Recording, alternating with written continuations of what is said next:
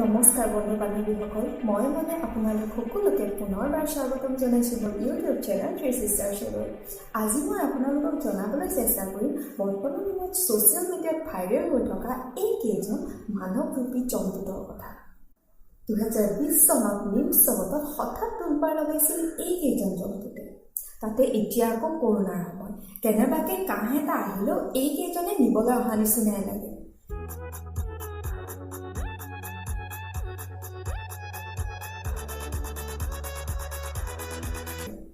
আপোনালোকৰ বাৰু জানিবলৈ মন নাযায়নে এইকেইজন প্ৰকৃততে কোন? নিশ্চয় যায়। গতিকে আহকচোন আজিৰ ভিডিঅ'টো আৰম্ভ কৰোঁ আৰু জানিবলৈ চেষ্টা কৰোঁ এই মানুহকেইজনো প্ৰকৃততে কোন আৰু তেওঁলোকে এজন মানুহৰ মৃত্যুত কিয় তেনেকৈ নৃত্য প্ৰদৰ্শন কৰিছিল।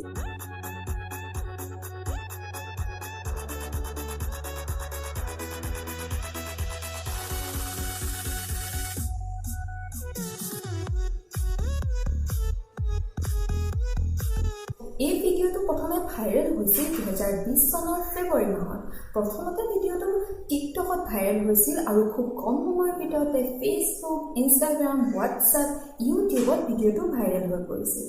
প্ৰকৃততে এই ভিডিঅ'টোত দেখা প্ৰত্যেকজন মানুহৰ ঘৰ ৱেষ্ট আফ্ৰিকাৰ ঘানা নামৰ ঠাই। খ্ৰীষ্টিয়ান ধৰ্মপ্ৰধান ঘানা হৈছে এনেকুৱা এখন ঠাই য'ত নেকি মানুহে মৃত্যুৰ অনুষ্ঠান এখন বিয়াৰ নিচিনাকৈ পালন কৰে। কেতিয়াবা এখন বিয়াতকৈ ফিউনাৰেল অনুষ্ঠানত অধিক টকা খৰচ কৰে। আমাৰ এইবোৰ ঠাইৰ লগত যদি তুলনা কৰোঁ তেতিয়াহ'লে কথাটো হ'ব এনেকুৱা ধৰণৰ যে এজন মানুহে যদিহে নিজৰ ঘৰৰ কাৰোবাৰ বিয়াত 7-8 লাখ টকা খৰচ কৰিছে, তেতিয়াহ'লে সেইজন মানুহে পৰিয়ালৰ অন্য এজন মানুহৰ মৃত্যুত হয়তো 9-10 লাখ টকা খৰচ কৰিব। প্ৰত্যেকখন সমাজতে জন্ম, মৃত্যু, বিবাহ, জীৱন প্ৰণালীক লৈ কিছুমান দৰ্শন থাকে আৰু সেই দৰ্শন অনুসৰিয়ে সমাজখন চলে। ঘানাৰ দৰ্শন অনুসৰি এজন মানুহৰ মৃত্যু মানে শেষ নহয়। মৃত্যু মানে হৈছে অন্য এখন পৃথিৱীলৈ যোৱা এটা পথহে। যেনেকৈ আমাৰ পৃথিৱীখনলৈ মানুহজন আহিছিল, ঠিক তেনেকৈ অন্য এখন পৃথিৱীলৈ যোৱাৰ এটা পথ হৈছে মৃত্যু।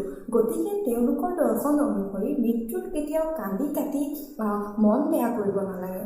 তেওঁলোকে সদায় এজন মানুহৰ মৃত্যু হ'লে হাঁহি মুখেৰে বিদায় দিবলৈ চেষ্টা কৰে।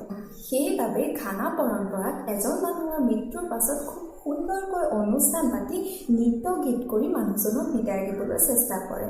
আৰু ফিউনাৰেল অনুষ্ঠানত নৃত্য গীত কৰিবৰ বাবে বা কফিন দাঙিবৰ বাবে তেওঁলোকে মানুহ ভাড়া টানে। আৰু সেই পৰম্পৰাৰ পৰাই আহিছে বৰ্তমান সময়ত ছ'চিয়েল মিডিয়াত ভাইৰেল হোৱা এইকেইজন মানুহ। একেবাৰে ফিটফাট হৈ চুটাই মাৰি কান্ধত কফিন লৈ আধুনিক নৃত্য কৰাটো ঘানাৰ এটা ঐতিহাসিক বা যুগ যুগ ধৰি চলি অহা পৰম্পৰা নহয়। তেওঁলোকৰ যুগ যুগ ধৰি চলি অহা নিয়ম অনুসৰি কেৱল পৰম্পৰাগত গীত গাই কফিন কান্ধত লৈ কবৰস্থানলৈ নিয়াৰ পৰম্পৰাহে আছিল। যদিহে চুটাই মাৰি নৃত্য কৰাটো তেওঁলোকৰ এটা পৰম্পৰা নহয়ে, তেতিয়াহ'লে এই মানুহকেইজন বাৰু ক'ৰ পৰা আহিল জানিবলৈ চেষ্টা কৰোঁ আহকচোন। এই মানুহজনৰ নাম হৈছে বেঞ্জামিন আইডো আৰু তেওঁ হৈছে ঘানাৰ বাসিন্দা। তেওঁৰ এটা কোম্পানী আছে আৰু সেই কোম্পানীটোত 100জন মানুহে কাম কৰে। অৰ্থাৎ আপোনালোকে যে ছ'চিয়েল মিডিয়াত এই 4-5-6জন জন্তু দেখি আছে, প্ৰকৃততে তেওঁলোকৰ লগত মুঠতে 100জন মানুহ আছে। বেঞ্জামিন আইডোৰ কোম্পানীত কাম কৰা কৰ্মচাৰীসকলে কফিন ডান্সাৰ বা পল বিয়াৰাৰ বা কফিন টঙা মানুহ হিচাপে কাম কৰে। অৰ্থাৎ ঘানাত যদি কোনোবা এজন মানুহৰ মৃত্যু হয়, তেতিয়াহ'লে মৃতকৰ পৰিয়ালে বেঞ্জামিন আইডোৰ কোম্পানীলৈ ফোন কৰে আৰু তেওঁলোকে কফিন টঙা মানুহ আৰু ফিউনাৰেল অনুষ্ঠানত নৃত্য প্ৰদৰ্শন কৰা মানুহ ভাড়াত বিচাৰে। আৰু বেঞ্জামিন আইডোৱে তেতিয়া তেওঁলোকক ফোন কৰি সোধে যে আপোনালোকৰ ফিউনাৰেল অনুষ্ঠানত কিবা নতুনত্ব বিচাৰে নেকি? যদিহে মৃতকৰ পৰিয়ালে কয় যে হয় আমি নতুনত্ব বিচাৰোঁ, তেতিয়াহ'লে বেঞ্জামিন আইডোৱে নতুনকৈ নৃত্য কৰিঅ'গ্ৰাফ কৰে আৰু তেওঁলোকে নতুন ড্ৰেছ চিলায় আৰু সেই কৰিঅ'গ্ৰাফি অনুসৰিয়ে ফিউনাৰেল অনুষ্ঠানত তেওঁলোকে কান্ধত কফিন লৈ নৃত্য প্ৰদৰ্শন কৰে।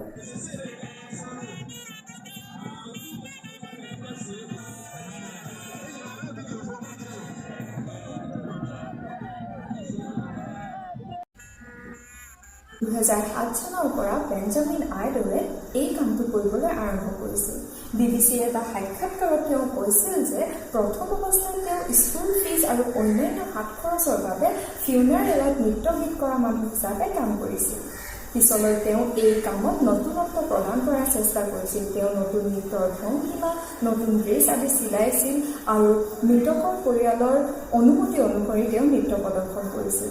পিছলৈ ঘানাবাসীয়ে তেওঁক সহযোগ কৰিছিল আৰু বেঞ্জামিন আইডৰে মনত সাহস গোটাই কোম্পানীটো খুলিছিল আৰু বহুকেইজন কৰ্মহীন যুৱকক কৰ্মসংস্থাপন দিছিল।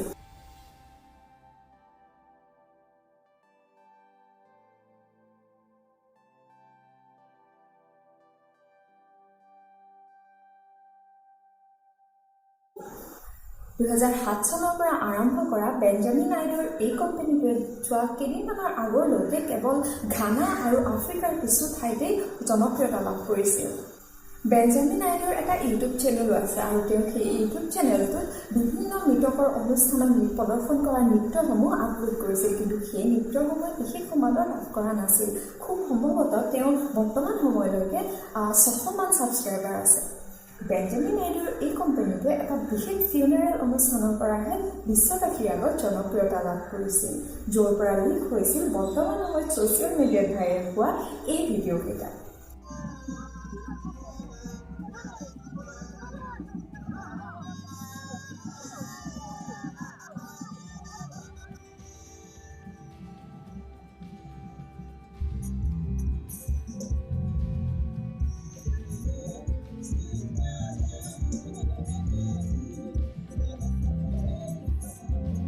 এই বিশেষ অনুষ্ঠানটো আছিল ঘানাৰে এলিজাবেথ এনন নামৰ মানুহগৰাকীৰ মাতৃৰ মৃত্যুৰ ফিউনাৰেল অনুষ্ঠানৰ। এলিজাবেথ এননৰ মাতৃৰ আশা আছিল যে তেওঁ মৃত্যুত কোনেও যাতে দুখ নকৰে, তেওঁৰ মৃত্যুত সকলোৱে যাতে হাঁহি মুখে বিদায় দিয়ে। এননেও তেওঁৰ মাতৃৰ আশা পূৰ কৰিবলৈ তেওঁৰ মাতৃৰ ফিউনাৰেল অনুষ্ঠানত এটা সুন্দৰ নৃত্য গীতৰ ট্ৰিট দিয়াৰ কথা ভাবিছিল আৰু সেই কথা ভাবিয়ে বেঞ্জামিন আইডৰ কোম্পানীলৈ ফোন কৰিছিল। আৰু বেঞ্জামিন আইডৰে যেতিয়া জানিব পাৰিলে যে তেওঁ মাতৃৰ ফিউনাৰেল অনুষ্ঠানটো নতুনত্ব প্ৰদান কৰিব বিচাৰে, গতিকে তেওঁ নতুনকৈ নৃত্য কোৰিঅ'গ্ৰাফ কৰিলে আৰু সেই কোৰিঅ'গ্ৰাফি অনুসৰিয়ে ফিউনাৰেল অনুষ্ঠানত কফিন কান্ধত লৈ নৃত্য প্ৰদৰ্শন কৰিলে আৰু সেই নৃত্যই গোটেই বিশ্বৰ চুকে কোণে ভাইৰেল হৈ পৰিল। এয়া আছিল এই জন্মদ্ৰূপী মানুহকেইজনৰ আঁৰৰ কথা। বৰ্তমান সময়ত ঘানাৰ এই মৃতকক বিদায় দিয়া যি প্ৰক্ৰিয়া, সেই প্ৰক্ৰিয়াই যথেষ্ট জনপ্ৰিয়তা লাভ কৰিছে।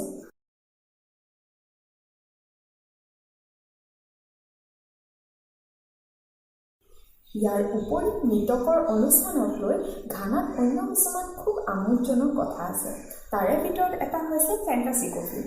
ফেণ্টাচি কফিন হৈছে এনেকুৱা এটা বস্তু য'ত নেকি কফিনবোৰ বিভিন্ন আকাৰত সজাই তোলা হয়। ফেণ্টাচি কফিন কেৱল কফিন নহয়, ই এটা কলা হিচাপেও বৰ্তমান সময়ত প্ৰতিষ্ঠা লাভ কৰিছে। আমাৰ সকলো মানুহৰে কিছুমান সপোন থাকে, কিছুমান আশা থাকে। ঘানাৰ মানুহৰ আশা থাকে যে মোৰ মৃত্যুৰ পাছত মোক যিটো কফিনত ৰাখিব, এই কফিনটো এনেকুৱা হ'ব লাগিব বা এনেকুৱা হ'ব লাগিব, বা কেতিয়াবা মৃতকৰ পৰিয়ালে নিজে ডিজাইন দিয়ে যে আমাৰ পৰিয়ালৰ মানুহ এজনৰ মৃত্যু হৈছে, তেওঁ কফিনৰ আৰু সি এনেকুৱা হ'ব লাগিব, আৰু সেই তেওঁলোকে যি ধৰণৰ ডিজাইন দিয়ে সেই ডিজাইন অনুসৰি কোম্পানীয়ে কফিন তৈয়াৰ কৰি উলিয়ায়। ইয়াৰ উপৰি ঘানাত মানুহ এজনৰ যেতিয়াই লাগে মৃত্যু হয়, কিন্তু তেওঁলোকৰ যি ফিউনাৰেল অনুষ্ঠান, সেই অনুষ্ঠান কেৱল উইকেণ্ডতহে পালন কৰে, অৰ্থাৎ ছেটাৰডে পালন কৰে। কাৰণ ঘানাত যি মৃতকৰ অনুষ্ঠান, সেই অনুষ্ঠান এটা খুব ডাঙৰ এখন বিয়াৰ নিচিনাকৈ পালন কৰা হয়। গতিকে তেওঁলোকৰ অনুষ্ঠানৰ বাবে এটা আজৰি দিনৰ প্ৰয়োজন হয়। গতিকে তেওঁলোকে সদায় ছেটাৰডেটোকে ফিউনাৰেল অনুষ্ঠানৰ বাবে উপযুক্ত বুলি ভাবে। এয়া আছিল বৰ্তমান সময়ত ছ'চিয়েল মিডিয়াত ভাইৰেল হোৱা এইকেইজন জন্তুদ্ৰূপী মানুহৰ আঁৰৰ ৰহস্য। আশা কৰোঁ আপোনালোকে ভিডিঅ'টো চাই ভাল পালে। যদিহে ভিডিঅ'টো চাই ভাল পালে তেতিয়াহ'লে লাইক কৰিব, কমেণ্ট কৰিব, আৰু যিসকলে এই মানুহকেইজনৰ বিষয়ে নাজানে তেওঁলোকক জনাবলৈ ভিডিঅ'টো তেওঁলোকৰ লগত শ্বেয়াৰ কৰিব, আৰু ভৱিষ্যতেও এনেকুৱা ধৰণৰ ভিডিঅ'বোৰ পাই থাকিবলৈ মোৰ চেনেলটো ছাবস্ক্ৰাইব কৰিব। ভিডিঅ'টো শেষলৈকে চোৱাৰ বাবে ধন্যবাদ। পুনৰ লগ পাম আন এটা ভাল লগা ভিডিঅ'ৰ সৈতে।